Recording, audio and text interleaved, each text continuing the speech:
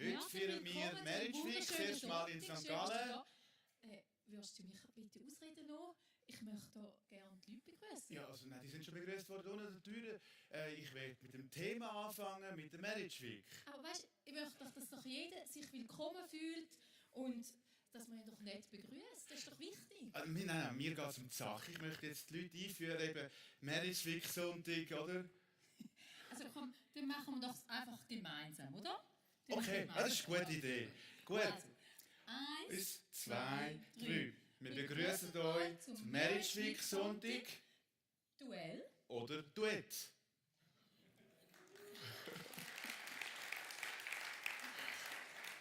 Genau. Wie schnell kannst du aus einem Duett, aus einer Hochzeit von 2 Personen ein Duell geben? Die 2 Personen sind ja ganz unterschiedlich. Also es gibt keine 2 Leute, die ähnlich sind. Ich kann das selber sagen. Ich bin Zwilling. Trotzdem sind wir unterschiedlich. Wie ist es denn erst mit Mann und Frau und einem Pärchen? Wie kann es da wirklich schnell ein Duell daraus geben? Und unser Thema ist heute, wie könnt ihr Unterschied, wo vielleicht zur Irritation, zu einem Streit führen können, wie könnt ihr zu einer Bereicherung werden in einer Partnerschaft?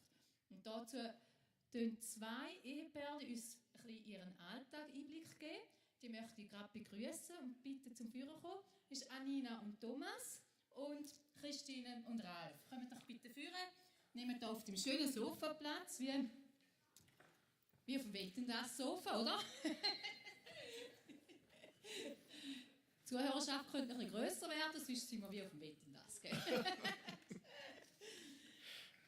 Also, ihr seid ja auch schon länger geheiratet, oder?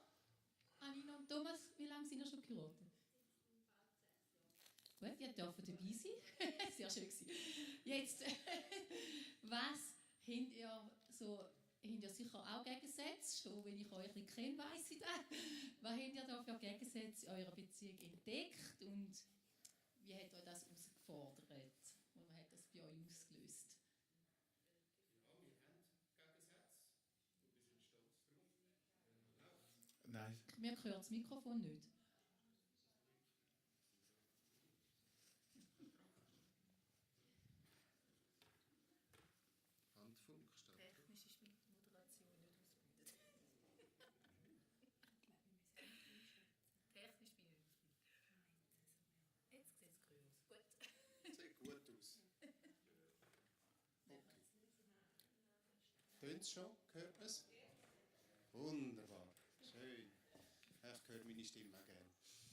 Ja, Nina und ich, wir haben auch Gegensätze und wir sind stolz drauf. Ja, und zum heutigen Thema. Also, wir haben das vorher gut gesagt. Ich meine, jeder wächst als Single auf und irgendwann heiratet man. Als Single lebt man, weil man denkt, das ist normal. Man ist ja selber normal. Und in der Ehe, oft mal merkt man, aha, da gibt es noch was anderes normal. Und wir haben so ein Thema gehabt. Wir haben das hauptsächlich am Sonntagmorgen gemerkt. Ich kann von mir sagen, ich bin von Montag bis Samstag bin ich immer auf Speed. Ich versuche, alles so schnell als möglich zu machen. Je schneller, desto besser. Ich war eine Zeit lang Handlanger, das war die Hauptaufgabe, einfach schnell sein. Und am Sonntag hatte ich das Gefühl, ja, dort will ich gemütlich haben. Es ist ein Sonntag. Und also vielleicht noch geschwind, wieso ich schnell arbeite, ist nicht, weil ich gerne arbeite, sondern weil ich gerne Feierabend habe. Und am Sonntag habe ich gemerkt, es gibt ein anderes Normal. Und wir haben noch in St. Gallen gewohnt und wir haben häufig dann müssen auf den Bus rennen. Der Bus hat auch wieder ein anderes Normal. Der wartet nicht. Und mich hat es dann manchmal gestresst. Ich habe das Gefühl, nein, du kannst doch gemütlich aufstehen und nimmst ein Käferli und dann machst du einen Spaziergang ab in die Stadt zu der Bushaltestelle, gehst im Bus, winkst dem Chauffeur. Aber wenn du reinhechtest im Bus, wenn er gerade noch kurz bevor er abfährt, dann ist es mit Winken nicht mehr so ring. Dann irgendwann habe ich gefunden, ja, ich kann ja rennen, dann habe ich gar ein bisschen Fitness gehabt, auch, aber das ist nur so eigentlich keine schlauen Gedanken gewesen. Dann hat es mich irgendwann wieder ein bisschen gestresst und irgendwann haben wir es gemerkt, wir müssen es thematisieren und das irgendwie ansprechen. Ja. Also für dich hast du viel Zeit am Sonntag eigentlich früher aufstehen. Hat das für dich so geheißen? Ja, nicht ganz. Für mich lange eine halbe Stunde am Morgen zum Aufstehen. Also dann habe ich vorige Zeit. Und Danina ist auf 200%. Sie braucht eine Stunde. Und dann ist manchmal am Morgen, ja, noch 5 Minuten liegen oder so. Ja, ist dann manchmal ein bisschen zu knapp. Also es gibt ein Sprichwort, ein Plan, den du nicht verändern kannst, ist schlecht. Und da finde ich ja, oder eben, wenn, jetzt haben wir noch ein Kind, wenn das Kind irgendwie noch irgendeinen Zwischenfall hat, wo ich nicht in die Hose, aber in die Windeln geht und du brauchst mehr Zeit, dann ist auch, du musst den Plan verändern. Und wenn du schon dran bist in der Zeitplanung, dann gibt es eben wieder Hechtsprünge im Zug jetzt, oder Bus damals, ja. Wie habt ihr jetzt das gelöst, das Problem? Oder wie sind ihr jetzt aufeinander zugegangen? Ja, also es war nicht so, dass irgendwie am Tag X jetzt alles Peng explodiert wäre und wir gefunden hätten, jetzt wollen wir es besprechen. Es war so ein bisschen ein Prozess, nach dies nach. Wir haben auch nicht einander irgendwie Vorwürfe gemacht oder gefunden, meine Variante ist eben die normaler wie deine. Und wir haben es dann miteinander so ein bisschen probiert zu finden, was könnte man machen. Thomas hat dann angefangen, wenn er den Wecker gestellt hat, am Abend vorher zu fragen, ja, wie viel Zeit brauchst du, bis wir zum Haus ausgehen. Ich musste dann versprechen, dass ich auch aufstehe. Wer mich kennt, weiss, ich bin überhaupt nicht der Morgenmensch. Ich liege lieber 5 Minuten länger im Bett und renne noch auf den Zug. Und so haben wir das nach dann ausprobiert, so dass wir nicht mehr rennen mussten. Ich aber gleich auch meine Zeit am Morgen, die ich gebraucht habe. Es war schon so, dass ich dann eben rechts morgen essen musste, dass es mir dann gut geht. Und auch ein bisschen länger im Bad brauche als mein Mann. Und er ist dann dafür mit mir auch früher aufgestanden, obwohl er immer eine halbe Stunde gelangt hat. Genau, und so haben wir eigentlich ein Miteinander gefunden, dass es für beide geht. Und schlussendlich hat es unserer Ehe gut getan, dass wir da so eine Lösung gefunden haben. Er hat ein bisschen nachgegeben, ich habe ein bisschen nachgegeben. So miteinander. Passt. Sehr schön, danke vielmals. Also das Zeitmanagement, anscheinend ist das ein grosses Thema, ist gerade auch bei euch als erstes gekommen. Darf ich von euch, darf ich dann schnell übergehen, mal noch wissen, wie ist das bei euch mit dem Zeitmanagement? Also wir sind auch auf das Thema gekommen, weil unser Terminkalender oft sehr voll ist. Und wie gehen wir damit um? Da gehen wir unterschiedlich um damit. Weil ich bin eine, die gerne strukturiert und geplant bin. Der Ralf kann wirklich jeden Tag nehmen, ja, wie es geht bis am Abend. Und ich werde dann unleidig, wenn ich merke, jetzt ist wieder so eine volle Woche und dann bin ich ein bisschen reizbar, dann merkt dann der Ralf.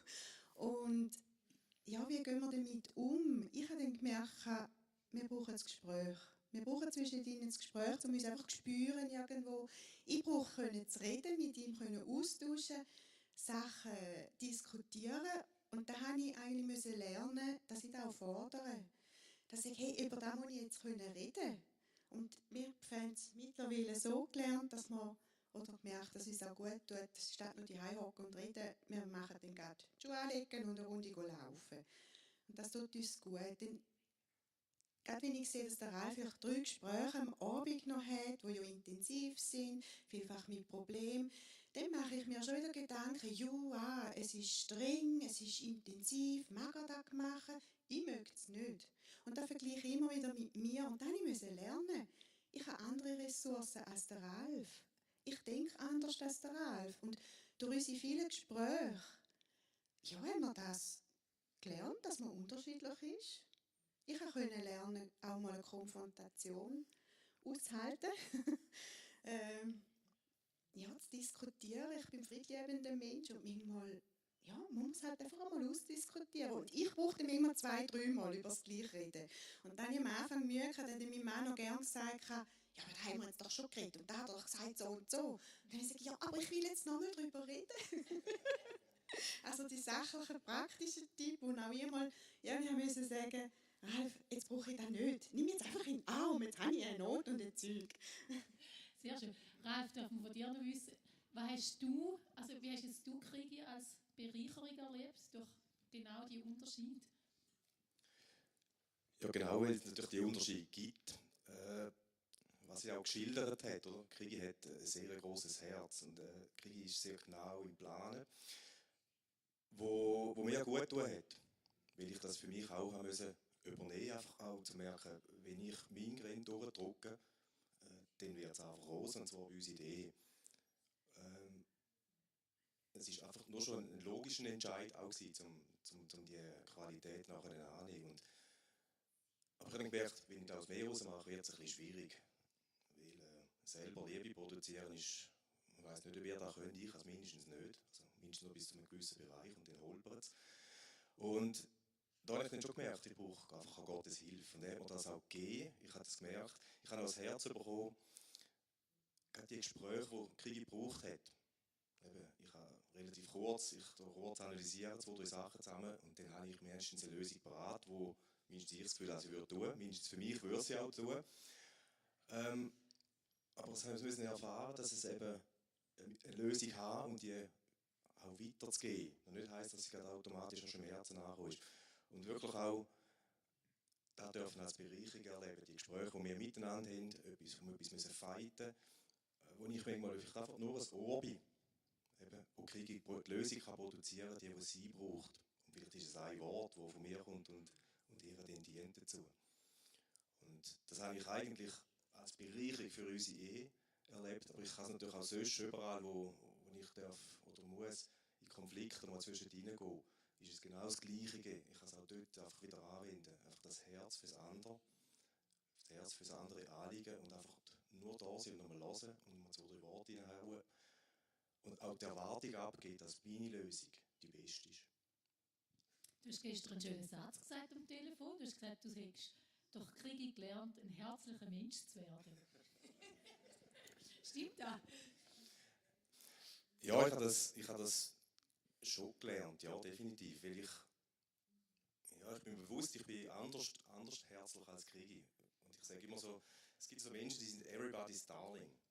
Und Krigi ist so ein Mensch. Also, wo sie hinkommt, hat man sie gern. Wahrscheinlich hat sie nicht einmal so wahnsinnig viel dafür. Also ja, ich weiß schon, warum es, also ich weiß 2, 3 Gründe, wieso das so ist. Aber und da wäre ich manchmal auch gern. Ich finde das noch cool, es gibt so Menschen, das ist schon lässig. Und ich merke einfach, ich bin es nicht, aber ich merke so, es ist wunderschön, einfach jemanden zu haben, wo mich da ergänzt. Also Menschen kommen sehr gern zu uns, weil es Kriege eben das Everybody's Darling ist und von mir kommen jetzt manchmal einfach 2, 3 blöde Fragen gestellt, die es aber vielleicht eben gleich auch weiterbringen und merken, da ist auch Herz dahinter, es ist ein anderes Herz. Aber ich liebe die Kriege, ihr Herz, weil da öffnet Türen. Also Kriege Ralf, wir kommen mir beide herzlich entgegen. Und herzlichen Dank, dass ihr da uns ein bisschen das Herz teilt mit uns. Anina, Thomas auch, danke vielmals, dass wir dürfen ein bisschen in eure Ehe schauen, habt ihr uns das geschildert. Herzlichen Applaus für Sie. Danke vielmals.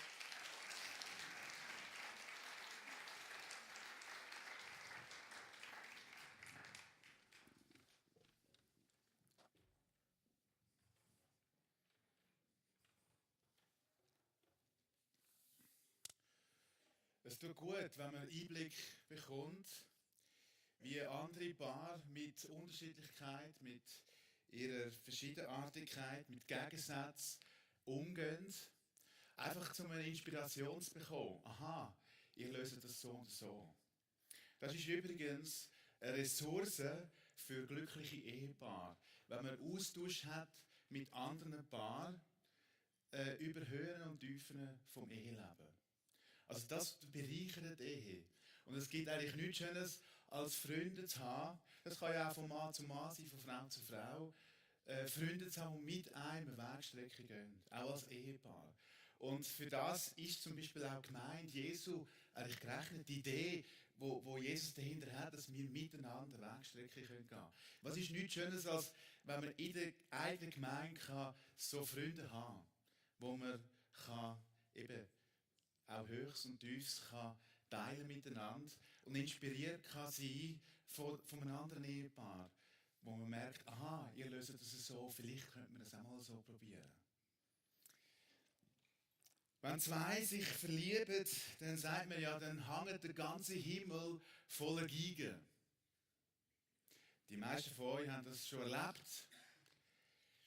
Gegensätze und Andersartigkeiten lösen eine Faszination aus. Man ist angezogen vom anderen, weil er eben anders ist.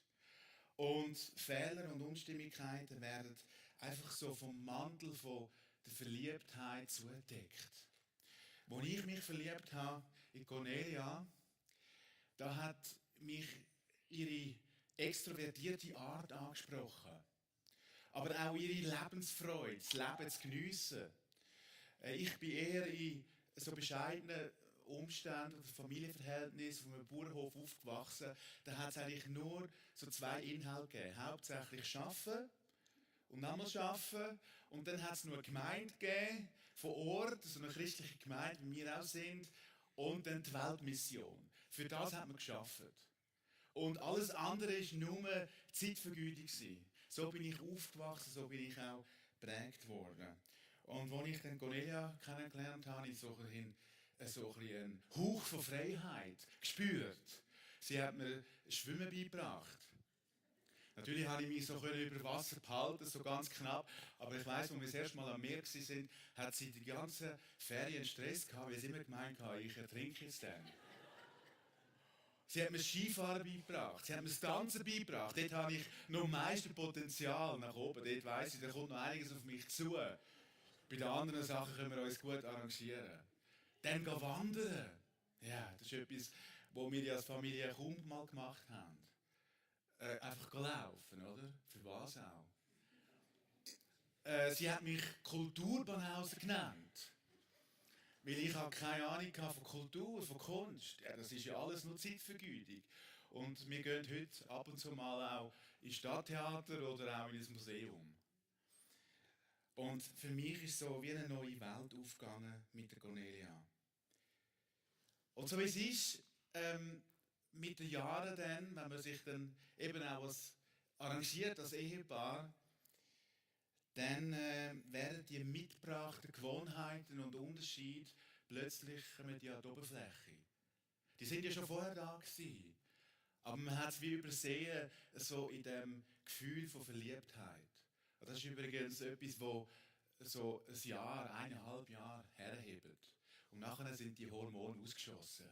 Und dann ist die Frage, wie ändert sich das Verliebtsein in Liebe? Klingt das mit Paar? Oder tun wir dann uns ständig duellieren und kämpfen? Und ja, wie geht man denn mit Fehlern um? Mit Sachen, wo man sich ärgert. Plötzlich fällt es einem auf. Er ist so anders und er ändert sich nicht, er passt sich mir nicht an. Duell oder Duett? Wie können jetzt die Unterschiede, wo du und ich, wo wir in eine Partnerschaft hineinbringen, wie können die Unterschiede, das ist die zentrale Frage, zu der gegenseitigen Bereicherung werden für das Paar, zu einer Ressource? Der erste Schritt ist, und das ist schon ganz toll, das hilft mega, wenn man den Unterschied benennen kann. Wenn man sagen kann, du bist anders, du tickst anders, weil du einfach ein anderer Typ bist. Wenn man das in Wort fassen kann, was so einem gefühlsmäßig unterscheidet oder diffus auch irgendwie trennen tut. Wenn man das in Wort fassen kann, dann nimmt die Bedrohung ab. Dann kann man das benennen, definieren. Und das befreit, das tut gut. In unseren Ehevorbereitungskursen, die wir in den letzten 10, 15 Jahren durchgeführt haben, mit verschiedenen von euch auch, da haben wir so einen kleinen Test, wo man sich bewerten kann und der Ehepartner auch. Ist man eher introvertiert oder extrovertiert? Ist man eher logisch denkend oder intuitiv handelnd? Ist man flexibel oder strukturiert? Ist man eher sach- oder beziehungsorientiert? Und es gibt natürlich auch andere so Persönlichkeitstests. So ein Test ist ja immer ein Versuch, so ein bisschen eine Ordnung zu machen, dass man sich selber einschätzen kann oder der andere auch. Das DISC ist so ein Modell, das viele von euch kennen. Dominant, initiativ, gewissenhaft, stetig. Und wenn man den anderen einordnen kann und sagen, du bist ein Mix von von diesen Typen, dann ist es eine Wertschätzung. Weil das ist auch positiv. Jeder Typ hat ja seine Stärken. Und das befreit. Also der erste Schritt ist benennen die Unterschiedlichkeiten, die ihr habt in eurer Ehe. Als Paar.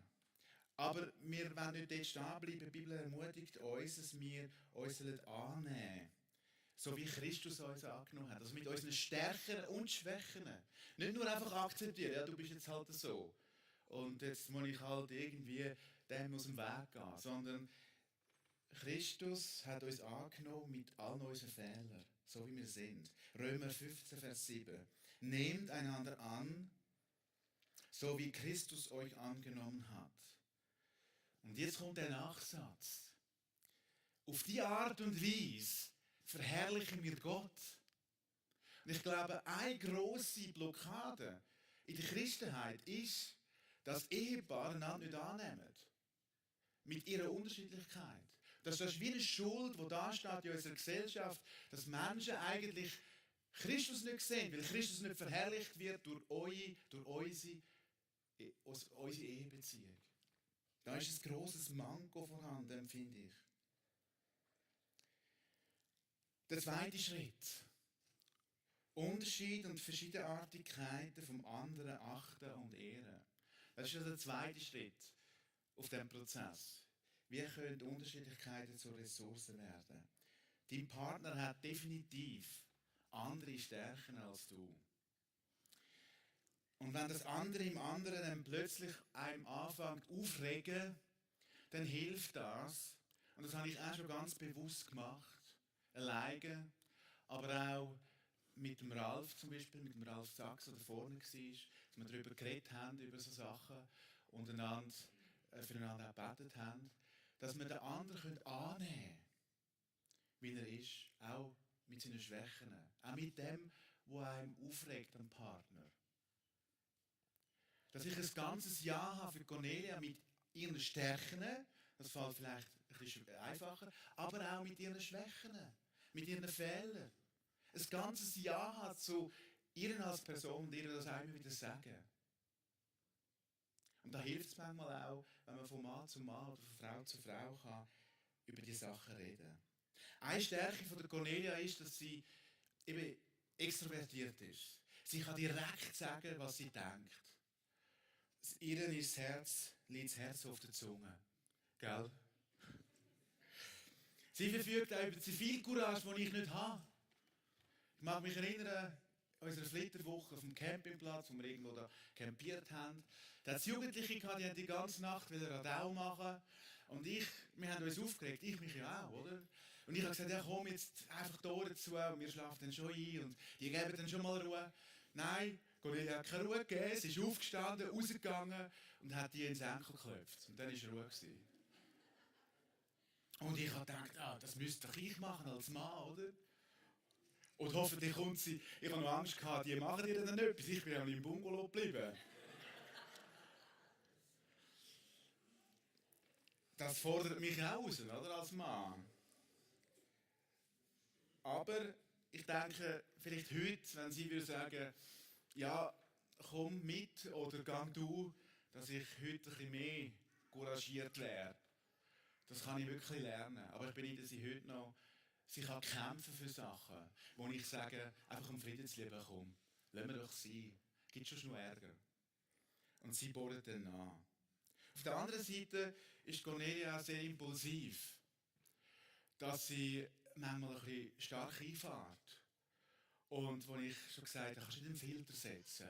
Kannst du nicht einfach ein bisschen dosierter sagen.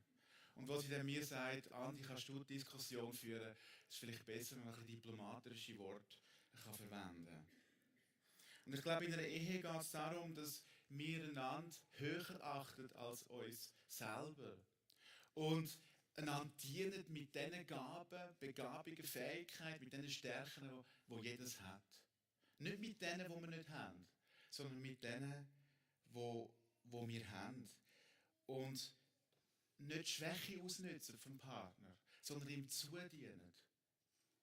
Und da gibt es einen Vers, der uns als Familie auch in Bezug auf unsere Kinder, auf das Miteinander in der Familie sehr wichtig geworden ist. Der steht in Philipper 2, Vers 3. In Demut achte einer den anderen höher als sich selbst. Und ein jeder sehe nicht auf das Seine, sondern auch auf das, was dem anderen dient. Also der zweite Schritt auf dem Prozess ist die Verschiedenartigkeit, die Gegensätze können achten und ehren vom anderen. Sich auch zu lösen vom Konkurrenzdenken, sich auch zu lösen vielleicht vom Muster, das man bekommen hat von den Eltern. Ja, das ist deine Aufgabe. Ja, es kann zu meiner Aufgabe werden. Aber vielleicht ist es auch die Aufgabe von meinem Partner oder von meiner Partnerin, weil die dort stärker ist. Sich zu lösen von irgendwelchen Modellen oder Muster von der Gesellschaft. Und einander in den Stärken und Schwächen annehmen, aber auch so dienen. Der dritte Schritt, und jetzt kommen wir unserem Ziel langsam näher, ist die Andersartigkeit vom anderen als gemeinsame Bereicherung entdecken.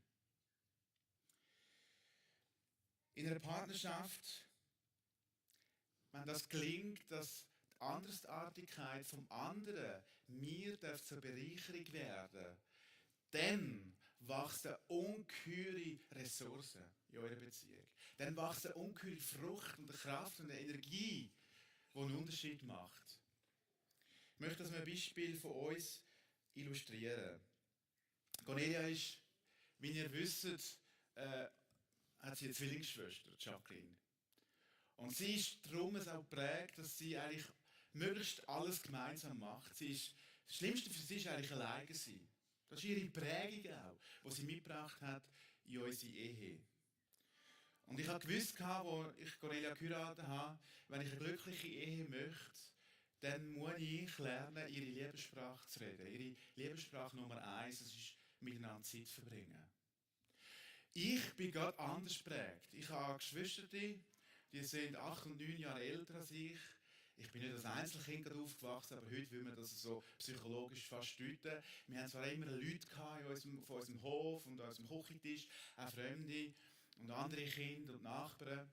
Und trotzdem, dann kommt noch dazu, dass ich noch als Bauer, ich habe Bauern gelernt, als Bauer hat man so ein Bauerngen.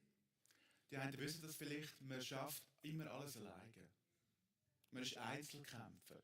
Man fällt zuerst zweimal von der Leiter oder fängt zweimal einen Hexenschuss ein, bevor man irgendjemand bietet, ihm zu helfen. Weil alleine machen ist immer effizienter und kostensparender und wirtschaftlicher. Und darum knurrt jeder Bauer eigentlich alleine mal zuerst. Und das habe ich auch verinnerlicht. Und darum bin ich ganz anders als Cornelia. Und dann haben wir letzte Woche hat sie will etwas in die Brockenstube bringen.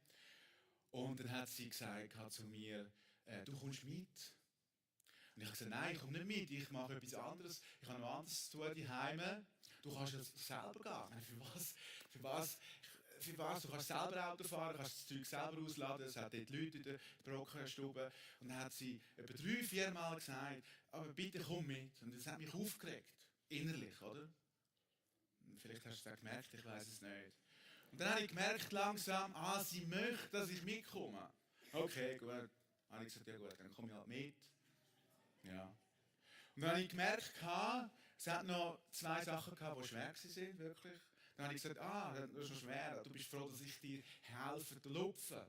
Ja, hat sie dann gesagt. Und dann ist mir aufgegangen, sie möchte doch einfach mit mir zusammen sein. Sie möchte die Zeit nutzen zum Schwätzen im Auto.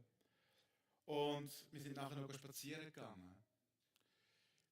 Für sie ist es wichtig, gemeinsam zu machen. Miteinander unterwegs zu sein. Und das zusammen zu tun. Und wenn ich so auf unsere Ehe schaue, dann ist das eine Stärke geworden. Eine Stärke geworden, dass ich immer wieder auch Feedbacks bekomme von anderen Pastoren aus unserer Stadt, die sagen, euch sieht man miteinander. Oder Gebets- und Fastenwochen oder wo auch immer. Ihr macht es miteinander. Ihr teilt den Dienst. wo ich merke, aha, so werden wir wahrgenommen.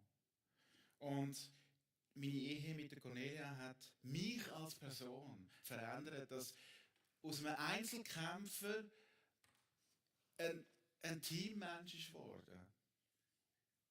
Das hat Cornelia bewirkt und mich so verändert, ob sie das gemerkt hat oder nicht. Das ist so über die 18 Jahre oder 19 Jahre, wo wir zusammen sind, ist das so ganz fein, ist das gegangen, der Prozess. Aber das ist die heilige Schule von der Ehe. Ich möchte noch ein anderes Beispiel bringen. Ich bin von Natur auf introvertiert. Ich weiß, die einen würden das vielleicht nicht glauben, aber ich kann das ganz gut illustrieren, auch aufgrund von meiner Kindheit. Wenn etwas war, dann bin ich schnell beleidigt gewesen. Ich habe mich zurückgezogen, habe Fuß im Sack gemacht, ich habe mich verkrochen und irgendjemand aus unserer Familie ist sicher dann gekommen und hat Verbarmen mit mir. Und dann habe ich meine Aufmerksamkeit gehabt, oder? Das ist so das Muster. Und bei unserer Familie haben wir auch nicht Konflikte so direkt angesprochen. Man hat eher das unter den Tisch gekehrt. Man hat nichts geredet, man hat nichts mehr gesagt. Das war einfach dicke Luft gewesen. Und das hat mich geprägt. Ich bin eher introvertiert. In der Beziehung zu meiner Frau sowieso. Und ich habe mich immer angezogen gefühlt von Frauen eigentlich, die extrovertiert waren, die gar nicht sagen können, was die Sache ist. Das hat mich schon immer angezogen. Und ich wusste, irgendwann werde ich mal so eine Frau haben. Und siehe da, weil das hat mir geholfen, aus meinem Schneckenloch rauszukommen. Und in dieser Ehe mit der Cornelia habe ich das gelernt, eben nicht Fuß im Sack zu machen, sondern zu lernen, über meine Gefühle zu reden, das zu verbalisieren, das zum Ausdruck zu bringen. Meinungsverschiedenheiten auch zu ertragen. Ich weiss, einer von unseren ersten Konflikten, die wir hatten, Cornelia weiss es gar nicht mehr wahrscheinlich, aber da habe ich gemeint, unsere Beziehung geht auseinander. Und dann haben wir darüber geredet und sie hat gesagt, ja, ich habe nur meine Meinung gesagt. Und ich habe gemeint, jetzt sieht alles aus. Weil für mich ist das fast ein, ich weiss nicht, alles zusammengebrochen. Aber Cornelia hat nur ihre Meinung gesagt. Mehr nicht. Es ist kein Streit. Ich bin dann, erstaunt gewesen. Gemerkt, da geht eine neue Welt auf. Vor ein paar Jahren habe ich mit einem anderen Pastor das Projekt in der Allianz umsetzen. Und er ist eher ein bisschen introvertiert, und wo man die Sachen zu der Nase muss rausziehen muss. Und ich habe überlegt, soll ich das machen? Mir ist wichtig, dass es gut kommt. Weil ich beobachtet habe in meinem Leben, dass wenn ich mit jemandem zusammenarbeite, der extrovertiert ist, dann hilft mir das, Sachen direkt anzusprechen. Wenn ich mit jemandem zusammenarbeite, der introvertiert ist, dann wird es immer stiller und stiller zwischen uns und dann bleiben die Sachen liegen oder es stauen sich Sachen auf und es werden nicht angesprochen. Und dann habe ich gedacht, ich mache das mit dieser Person und beobachte mich. Und ich möchte das, was ich in meiner Ehe gelernt habe, umsetzen vom ersten Tag. Und Sachen direkt und offen angehen mit dieser Person. Und siehe da, es ist ein Erfolg geworden. Ich habe gemerkt, ich habe mich verändert. Und ich habe mein Profil gefunden. Dass ich nicht mehr abhängig bin, ob der andere jetzt so oder so ist, sondern ich habe meine Art. Und ich habe von Anfang an bin ich mit dieser Person sehr direkt und offen gewesen. Und das hat dieser Person auch geholfen, die Sachen anzusprechen, die angestanden sind. Und ich habe gemerkt, ich bin weniger harmonieabhängig. Ich bin konfliktfähiger geworden. Und ich kann meine Empfindungen auch in Worte fassen. So hat also die Andersartigkeit von der Cornelia mich verändert. Und zwar nicht nur in unserer Beziehung, sondern darüber hinaus für mein Umfeld. Es ist eine Ressource geworden. Das sind einfach so zwei Beispiele aus unserer Beziehung. Ich glaube, es gibt noch Potenzial, oder? Es sind zwei gute Beispiele, zwei schöne Beispiele. Und ich bin überzeugt, dass in jeder Beziehung, wo die Liebe da ist, dass der Prozess läuft, ob wir das merken oder nicht. Ich habe jetzt auch ein bisschen darüber reflektiert, oder, über unsere Beziehung. Und darum kann ich das so euch auch erzählen. Aber ich glaube, wenn ihr reflektiert über eure Beziehung, dann merkt ihr, wie der Partner eine positive Auswirkung hat auf deinen Partner, auf dein Leben. Ich glaube, dort, wo die Liebe da ist, wo die Liebe überhand genommen hat in eurer Beziehung, wo die Liebe immer wieder siegt, dort passiert das automatisch, ob ihr das merkt oder nicht, ob ihr das in Wort fassen könnt oder nicht. Weil der Mensch, den ihr am meisten liebt, der hat am meisten Einfluss auf euer Leben. Und dort, wo die Liebe ist, dort passiert der Prozess. Das ist in der Ehe angelegt. Das hat Gott so inszeniert. Und wenn du da bist und nicht in einer Ehe bist, wenn du Single bist, wenn deine Ehe vielleicht zerbrochen ist oder total am Nullpunkt ist, ich glaube, die Schule von der gegenseitigen Befruchtung, die kann man sich auch andersweitig einholen. Indem dass man zum Beispiel in eine Lebensgemeinschaft einzieht, in einer WG lebt, dass man Feedbacks einholt von Menschen, die einem nahe sind, von Freunden, wo man sagt, du hast das Recht, in mein Leben hineinzureden. Oder ich möchte dir Rechenschaft abgeben, mein Lebensstil. Ist das genau der gleiche Prozess auch möglich, der in einer Ehe eigentlich angelegt ist? Also es ist Gottes Wille, dass ich erstens die Andersartigkeit von meinem Partner lerne umarmen und schätzen. Und zweitens, dass ich den Unterschied, den mein Partner mitbringt, dass ich das entdecke als ein Gewinn und als eine Bereicherung für meine Beziehung. Das ist die hohe und edle Schule, eine heilige Schule von der Ehe, die Gott uns hineingestellt hat. Damit wir nicht nur das Gute haben miteinander, und da schließe ich an den letzten Sonntag an vom Georg, sondern dass unsere Ehe eben ein Segen darf sein. Über unsere Beziehung aus, über unsere Familie aus, in unser Umfeld hinein, damit Menschen können erkennen, wer Jesus ist. Ich lese den Vers nochmal aus Römer 15. Nehmt einander an, so wie Christus euch angenommen hat. Auf diese Weise wird Gott geehrt. Nehmt einander an, schätzt einander und entdeckt die Bereicherung vom anderen. Mit dem sind ihr das Lob für die Herrlichkeit von Gott. Und das ist nicht nur in euren vier Wänden, sondern das wird sich verbreiten. Ihr seid ein Magnet. Heute in unserer Gesellschaft, wenn ihr das befolgt, wo uns da der Paulus weitergibt. Ich möchte jetzt euch einladen in eine Worship-Zeit, wo wir Gott arbeiten miteinander. Und wir haben da links und rechts